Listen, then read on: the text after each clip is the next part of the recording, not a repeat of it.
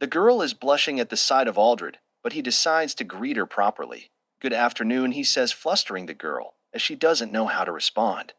Before enthusiastically pairing his greeting back at him, bowing at a 90 degrees angle altogether towards Aldred, then promptly taking off running away from him.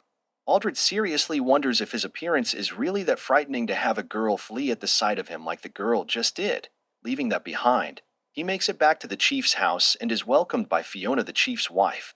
And Aldred thinks to himself that it's quite a nice feeling to be welcomed by someone when you arrive home. Chief Urgis calls out to Aldred and asks how is the field. He left to look at Aldred remarks that the beauty and relaxing nature of the flowers made him nod off, which is why he is late, which he readily apologizes for. But the chief quickly dismisses it and says it's fine. Urgis then asks about the spot on which Aldred fell asleep and confirms if it was at the base of tree, which brings a smile to the chiefs, and nods in agreement, saying that it is a fantastic spot to fall asleep, before adding that rolling on the soft grass is the best, so much so that the villagers favor the place, and even he picks the same place to nap as well. Aldred, in full agreement, nods repeatedly with a knowing face of just what the village chief is talking about.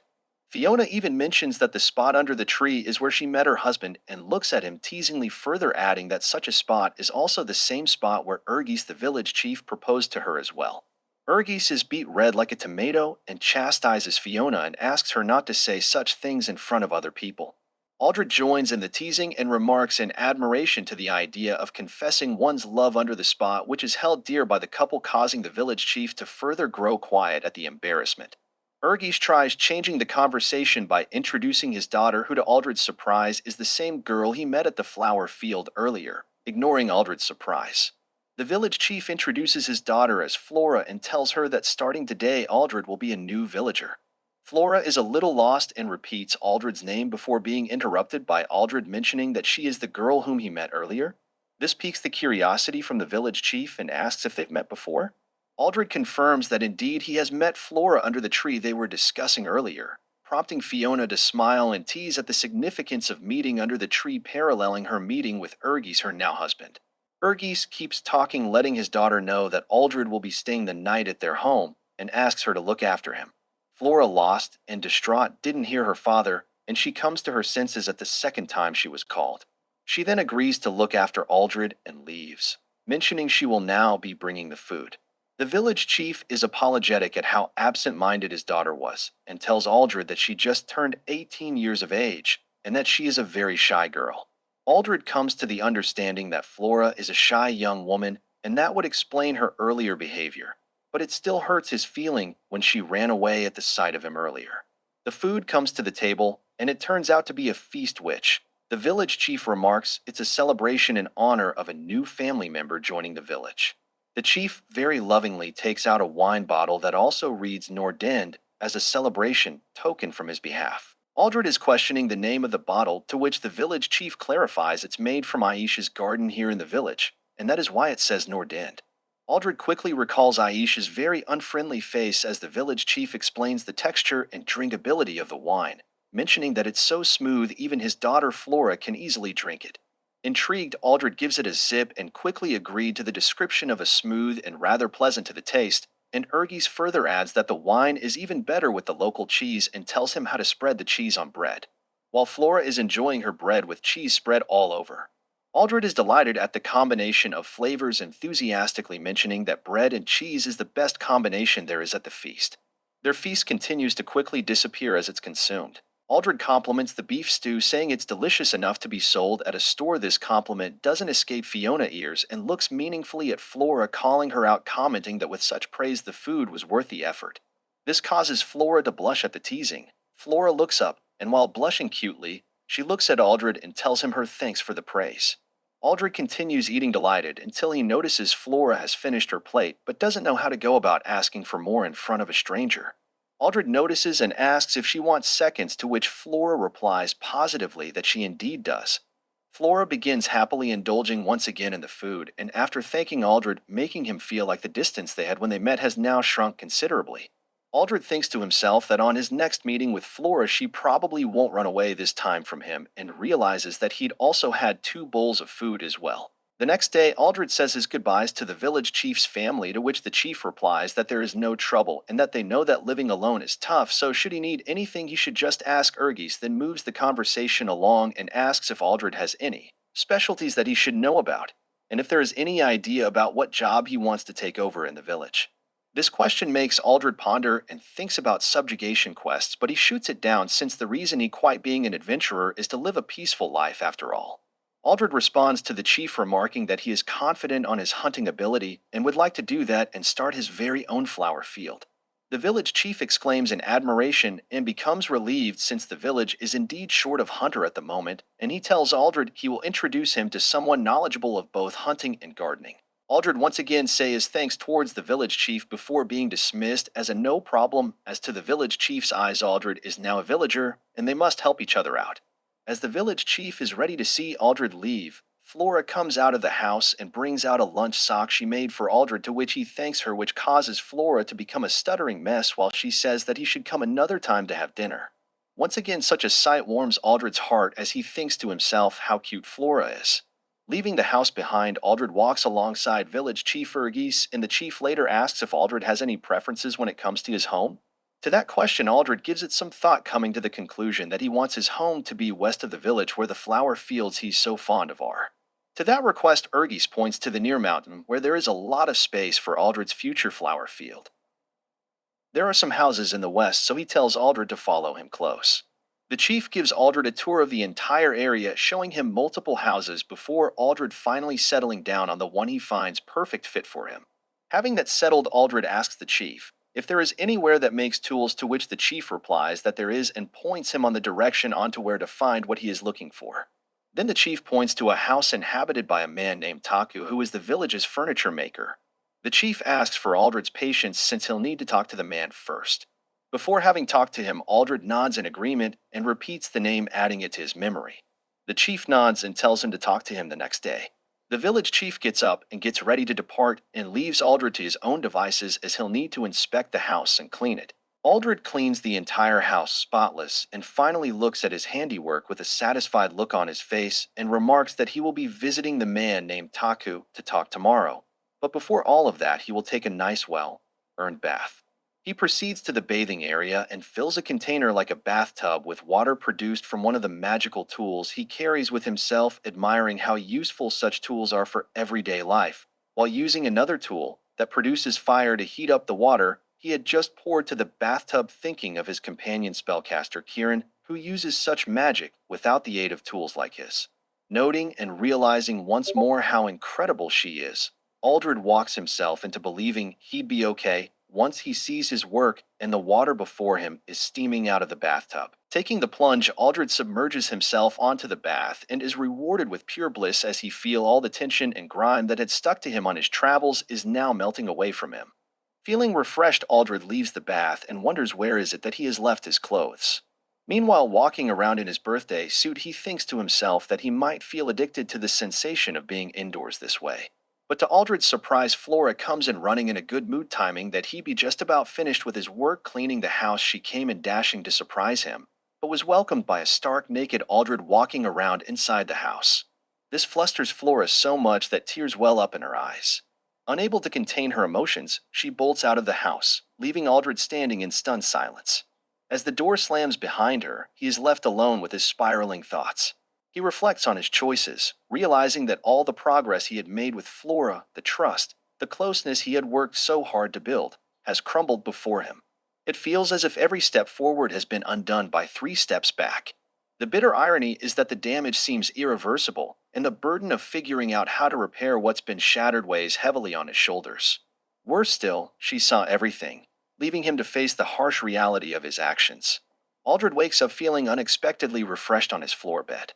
Out of habit, he murmurs a good morning before the reality sinks in. He is truly alone now, and this house is his own.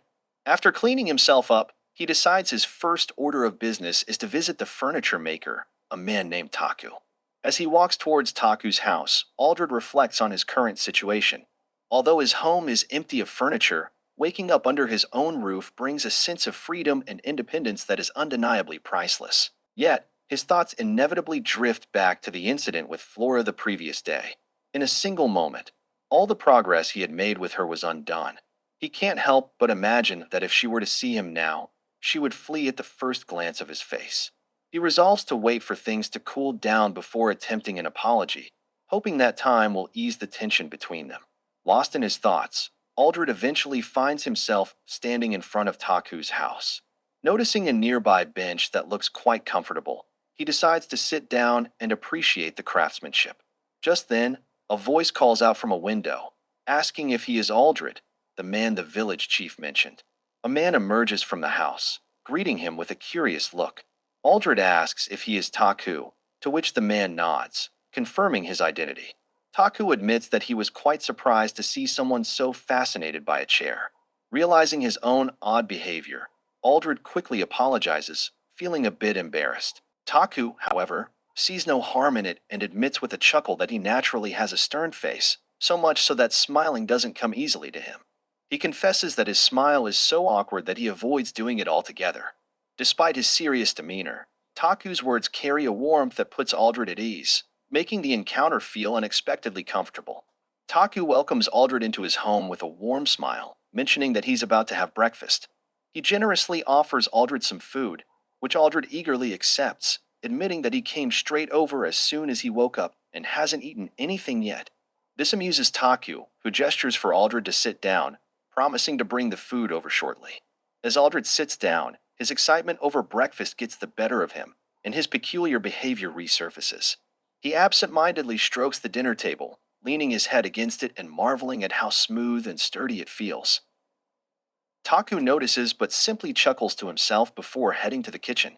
Moments later, Taku brings out a steaming bowl of vegetable soup accompanied by freshly baked bread. Aldred's eyes light up at the sight, and he enthusiastically comments on how delicious it looks. He eagerly takes a spoonful, and the taste exceeds his expectations, sending him into a state of culinary bliss.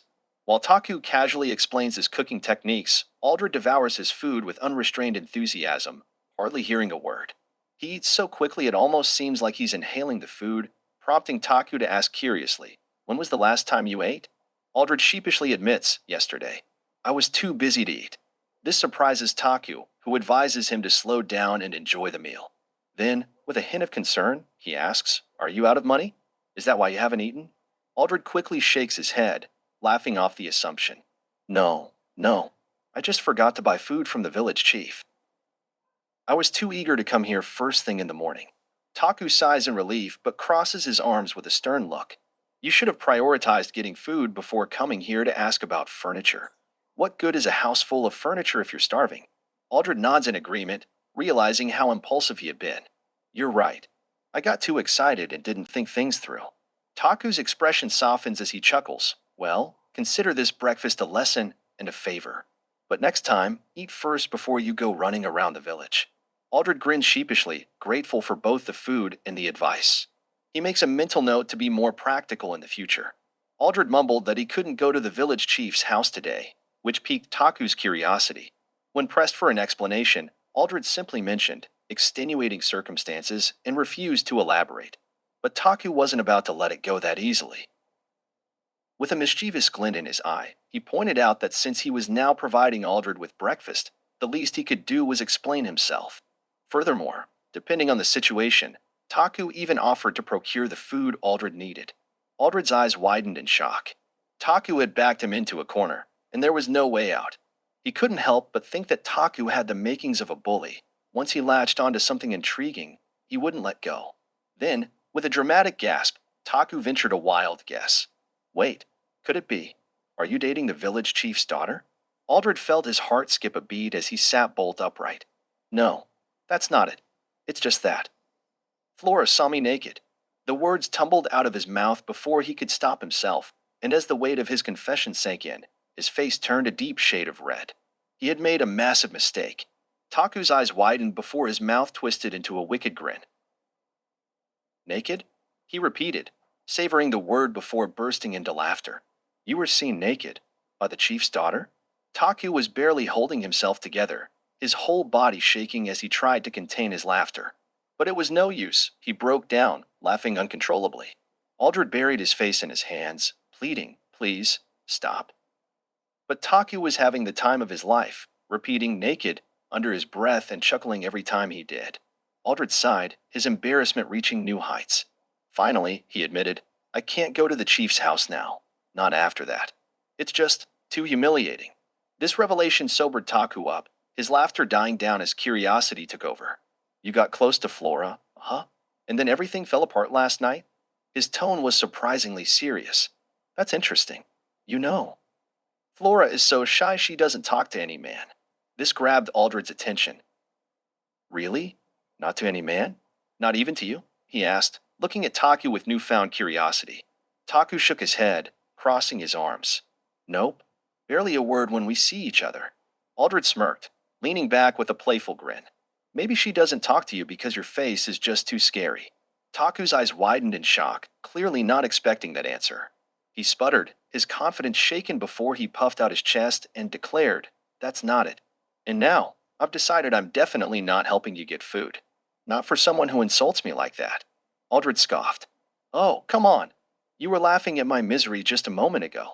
Taku opened his mouth to retort but then stopped, realizing Aldred had a point. His lips curled into a reluctant smile. Fine, fine. You got me there. Clearing his throat, he leaned back against his chair and asked, All right, enough of the drama. Let's get to business. What kind of furniture are you looking for? Aldred was grateful for the change of topic, the tension easing as he shifted gears. Well, to start with, I need a bed. The floor isn't exactly the most comfortable place to sleep. Taku nodded, his demeanor turning professional. A bed, huh? I've got a few designs in mind. Let's see what we can come up with. And just like that, the embarrassing incident was put on hold, replaced by talk of wood, frames, and comfort, all of which Aldred desperately needed. Aldred replies that he will need all the basics, listing off a bed, a cupboard, a sofa, a table, and a few chairs, as he plans to live in the village from now on. He adds that he wants everything custom-made to fit his new home perfectly. Taku nods but warns him, if you want everything custom-made, you'll have to wait a while. Not only do I have other orders lined up, but custom work takes time. Aldred's shoulders slump, his excitement deflating. That's not ideal, he mutters, imagining more nights on the cold, hard floor. Seeing Aldred's dejection, Taku adds, well, beds are usually custom-made since they're crafted to fit each person's needs. But if you're that desperate, why not get a sofa first and use it as a temporary bed? Aldred's face brightens at the idea. That's a great idea. I'll do that. With that settled, Aldred looks around and asks, Mind if I try out one of your chairs? Go ahead, Taku says, waving his hand. Without a second thought, Aldred picks the nearest chair. But before he can sit down, Taku yells, Not that one. That's a work in progress. Aldred stumbles back, eyes wide. I'd rather not injure myself. Thanks. Taku grins. Don't worry. My other chairs are perfectly safe.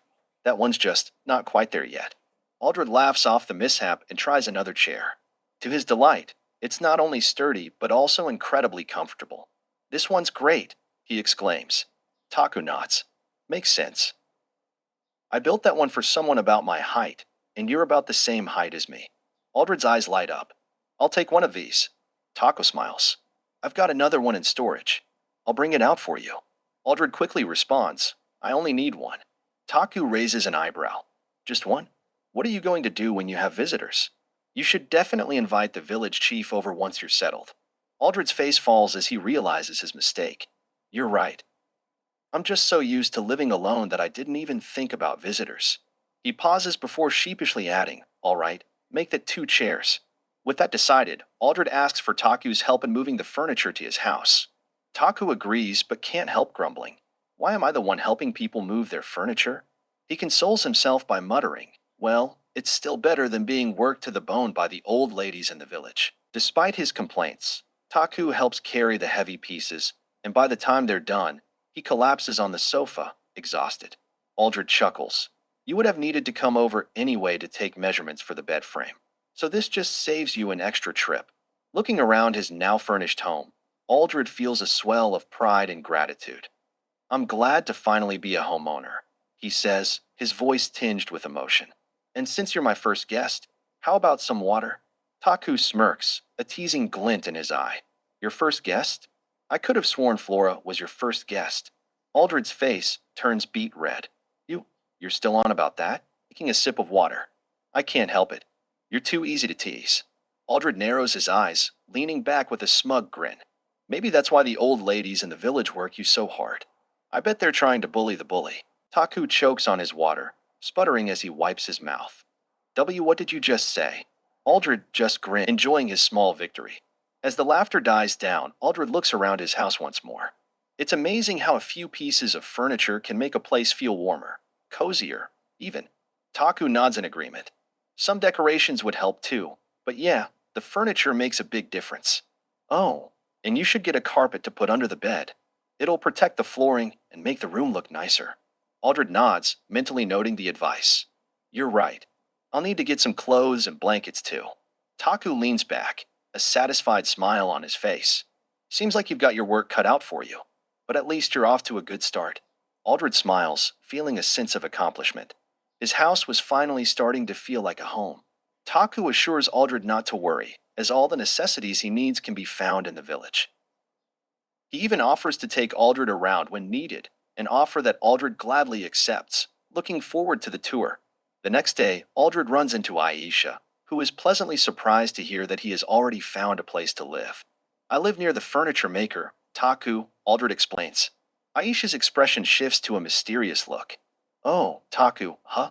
I might just drop by sometime, she says, her tone playful yet cryptic. Aldred takes the opportunity to thank Aisha for showing him around when he first arrived. She brushes off the gratitude with a casual wave. It was nothing. I just showed you around. It must be hard moving to a new place, that's all. Just then, Flora appears behind Aisha, seemingly looking for her. The moment Flora's eyes meet Aldred's, they both freeze, speechless. Flora's face flushes red, and she instinctively hides behind Aisha, peeking out shyly at Aldred. Aisha, however, isn't about to let this awkwardness linger. She nudges Flora forward, whispering, Say hello. Flora musters up the courage and whispers a soft, hello, before the atmosphere plunges into an uncomfortable silence. The mood is heavy, the air tense, and Aisha's gaze turns sharp, almost demonic, as she glares at Aldred. It suddenly dawns on Aldred, Aisha knows about what happened the other day. Realizing this, he immediately bows at a perfect 90-degree angle. I'm so sorry. He apologizes earnestly. To his surprise, Flora also bows, her voice trembling. I'm sorry for running away without saying anything. They both stand there, heads bowed, at a complete loss for what to do next. Aldred can't help but feel impressed. Flora didn't blame him. Instead, she acknowledged her own part in the misunderstanding. It dawns on him just how genuinely kind-hearted she is. The mood is suddenly shattered by Aisha, who claps her hands together. All right, I'm off to work. You two, walk home together, she declares, giving Flora a firm push toward Aldred before striding off with a mischievous grin on her face. Aldred and Flora are left standing side by side, dumbfounded by how abruptly the situation escalated. With no other choice, they begin walking in the same direction, an awkward silence settling between them. After several tense moments, Flora finally breaks the silence,